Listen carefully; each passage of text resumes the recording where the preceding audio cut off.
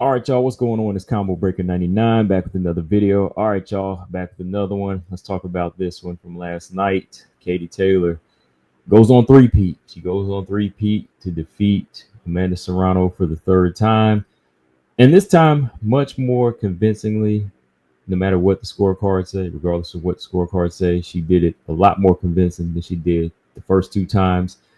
I know it was a majority decision. One scorecard had it a draw, and the other two were for Katie Taylor.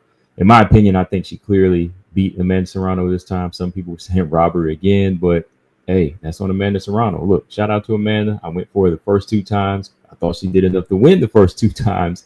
But even then, if you can make an argument, the first fight could have went to Katie. Amanda Serrano won the second fight because she landed more shots as well. So I thought, okay, if I was to give Amanda Serrano any fight, it would have been the second one for sure. But this time around, it wasn't the same type of action-packed fight like the first two were, and I think that kind of upset the fans. But at this point of their careers, and just going by what type of boxers they are, I really didn't expect that type of fight again myself, because this time around, it's going to come down to somebody really wanting to win and come up with a game plan to make it definitive, right? And it was Katie Taylor. It was all Katie Taylor this time. She didn't fall into the same traps of, getting caught against the boxing ring, against the ropes, or trying to, get into too many slugfests in this fight. No leading with the head this time. Not a lot of headbutts in this one, but it all just came down to who came up with a better game plan. And to me, Katie Taylor, you could see the adjustments this time around, the improvements, whereas Amanda Serrano, I was a little questioning, I was questioning this time because it looked like she kind of regressed. I didn't see the fight in her this time. I didn't see the stalking. I didn't see the aggressiveness. I didn't see her, fighting behind the jab, or even like building off of what she missed last time. Instead, just kind of struggling to find a range and kind of fighting behind Katie, and landing some hard left hands here and there. But there was never really like any aggressive or rough moments from Amanda Serrano, which she needed to do to convince the judges. All right. Because the first time around and the second time around, you've seen Katie Taylor box, but she was more of an open target. So Amanda Serrano had more moments where she was landing and she was finding the chin. But this time around, I didn't see Amanda Serrano like cutting the ring off or going to the body. There was a lack of a jab. I even heard corner say, use the jab. Didn't see her pumping her jab out to find a range. That was another thing. Like, I thought that Amanda was really struggling to find her range in this fight. Like, she was really like reaching with a lot of her shots. So Katie was just, piling up points, hitting her with the 1-2 or 2-3, and she would make her exit and go back to the center. And that was another thing I think that Katie Taylor did much better at, using angles and using her feet this time, and not overcommitting to the inside fight, the combinations on the inside, like I said. But she was just getting off shots and then moving. I think there was like a couple of close rounds. I would say maybe like I'd probably say like 3 and 4. I'd say like 3, 4, and I think maybe 6 were like the closest rounds where Amanda did land some hard left hands and put a little, I would say a little mark under Katie Taylor's right eye, somewhere at the midpoint. But I thought Katie Taylor clearly won the first half of the fight. I had it like 4-1. I had it 4-1 going into the 6th round. And from there, I thought that Amanda Serrano maybe won like 7 and 8.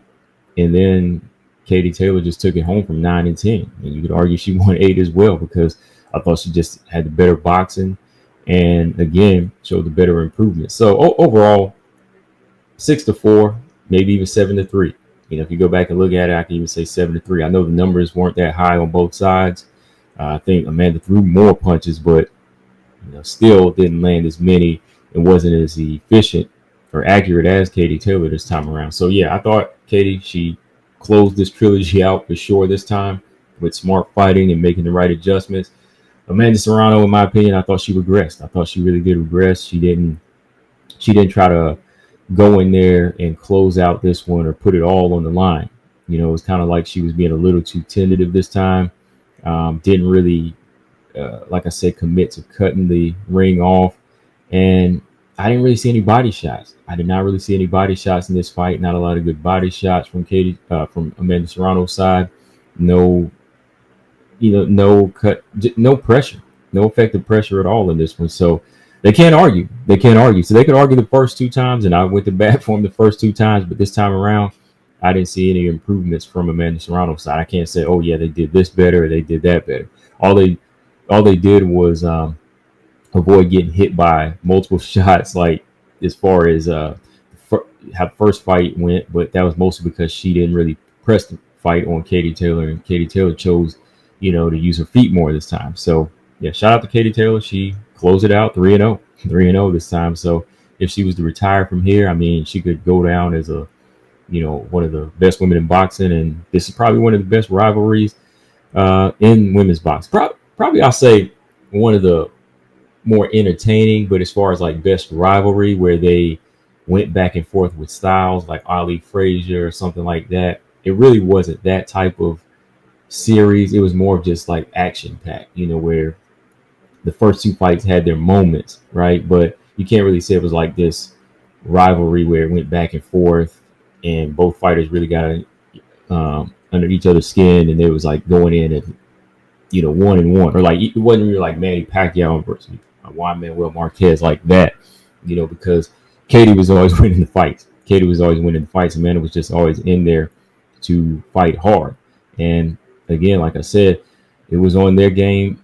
It was on them to go in there and try to close the show this time. And they didn't have a knockout game plan. They didn't really have a hard pressure game plan either. So Katie Taylor won it clearly, in my opinion. What do y'all think in the comment section? 7-3, 6-4, either one. Hit that like button and subscribe. What do y'all think? Combo Breaker 99. I'm out. Peace.